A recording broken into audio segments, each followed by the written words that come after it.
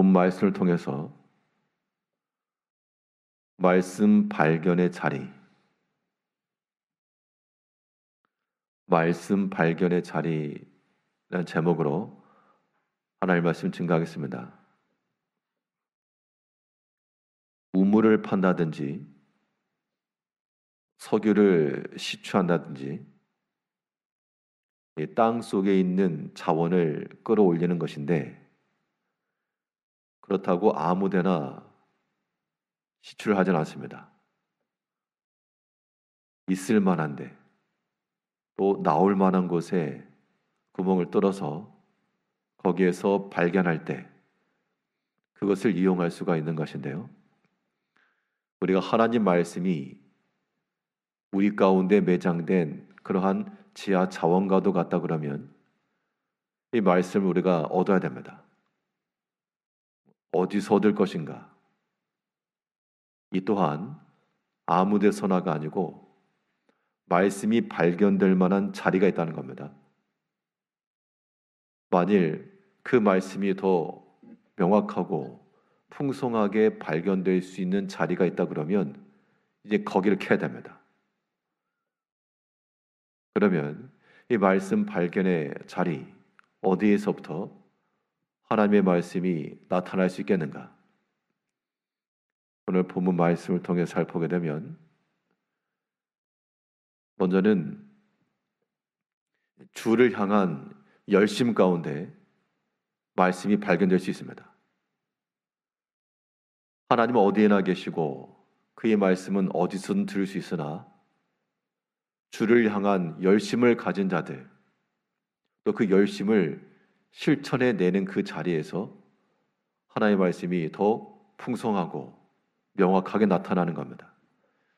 오늘 본문의 내용은 이 요시야 왕이 어렸을 때부터 하나님 앞에 바로 행하고 하나님의 전을 사모하고, 그래서 그 부친 때에 무너졌던, 닫혀있던 그 성전 문을 다시 열고 또한 수리하며 많은 돈을 들여서 이 성전을 고쳐나가는 중 거기에서 율법책을 발견하게 됩니다. 그 율법책을 듣고 오늘 본문에 대한 내용을 이야기하고 있는데요. 이 34장 14절부터 보게 되면, 무리가 여호와의 전에 헌금한 돈을 꺼낼 때 제사장 hil기야가 모세가 전한 여호와 율법책을 발견하고, 그러니까 성전에서 율법책을 발견했다.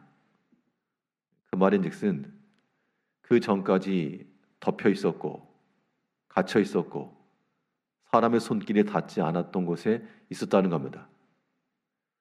그랬던 율법책이 어떻게 해서 밖으로 나오게 되었는가? 이 요시야 왕의 그 명을 따라 성전을 수리하는데, 그런데 말로서만 자 성전 수리하자, 이거 중요하다, 그게 아니고 실제로 이 일을 이루기 위해서 많은 이 물질이 들어갔다는 겁니다. 14절에 있는 것처럼 무리가 여호와의 전에 헌금한 돈을 꺼낼 때 또 그 헌금한 돈을 가지고 일을 행하다가 발견했다는 겁니다. 17절을 보면 34장 17절에 또 여호와의 전에서 발견한 돈을 쏟아서 감독자들과 일꾼들에게 주었나이다 하고, 서기관과 사반이 또 왕에게 이르되 제사장 hil기야가 내게 책을 주더이다 하고, 이 책이라고 하는 것이 율법책이죠.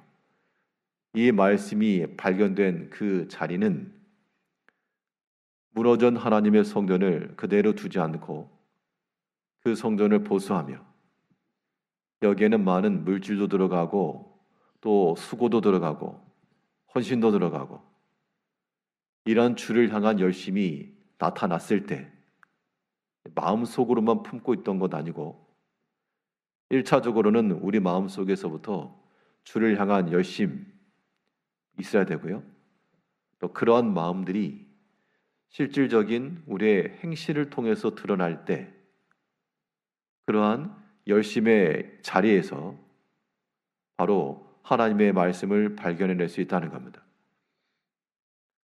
우리가 주를 위해서 살아간다 할 때도 우리의 마음이 중요하고, 또 마음이 그러하면 우리의 겉으로 드러나는 표현들, 그래서 우리의 속과 겉이 하나님을 향하여 일정하게 나아갈 때, 그때 우리는 하나님께서 그 율법책을 발견하게 하신 것처럼 하나님의 말씀을 발견하게 되고, 또한 우리를 향하신 뜻을 알게 되고,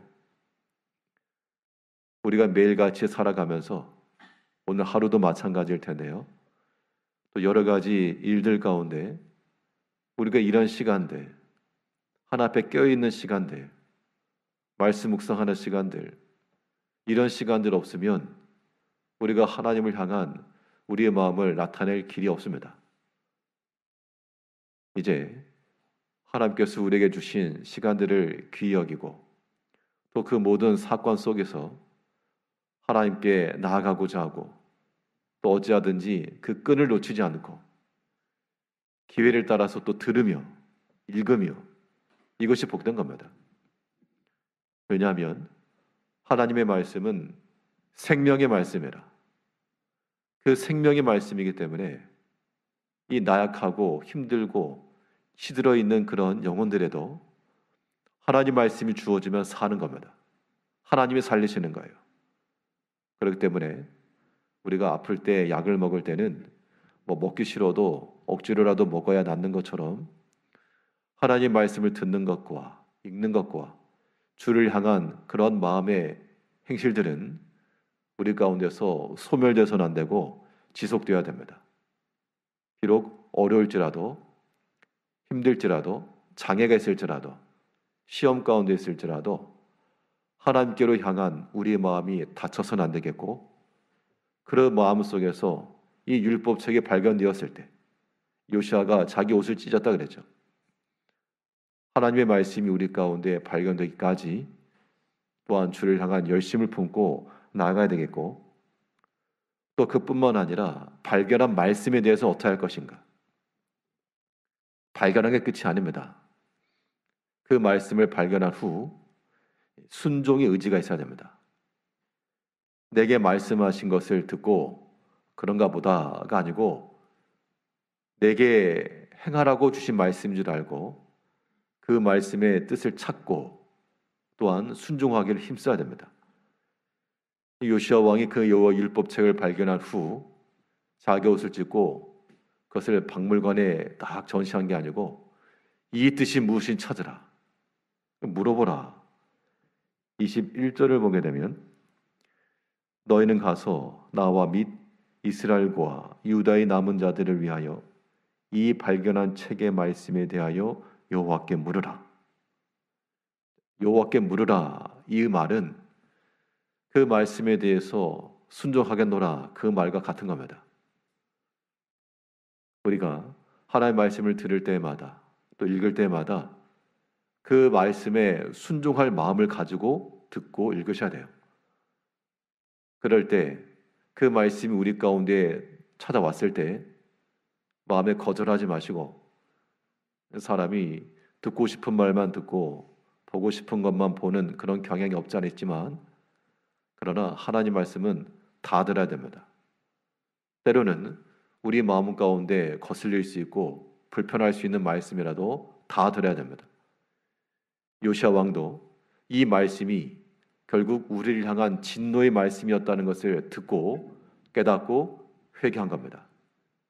이제 오늘 하루의 삶 동안에도 하나님을 향한 열심을 가지시고 우리 시간이며 환경이며 주께로 연결되게 하시고, 또한 순종의 의지를 가지시고 참으로 그 말씀에 듣고 깨달아 행하고자 하는 마음을 가지고 나갈 때, 이 요시아 왕이 이 율법책을 발견하고 그 하나님을 크게 기뻐했던 것처럼 오늘도 하나님 말씀 안에서 크게 기뻐하며 순종하며 영혼의 평안과 안식과 위로 가운데 살아가시는 성도님들 되시기를 바라겠습니다. 기도하겠습니다.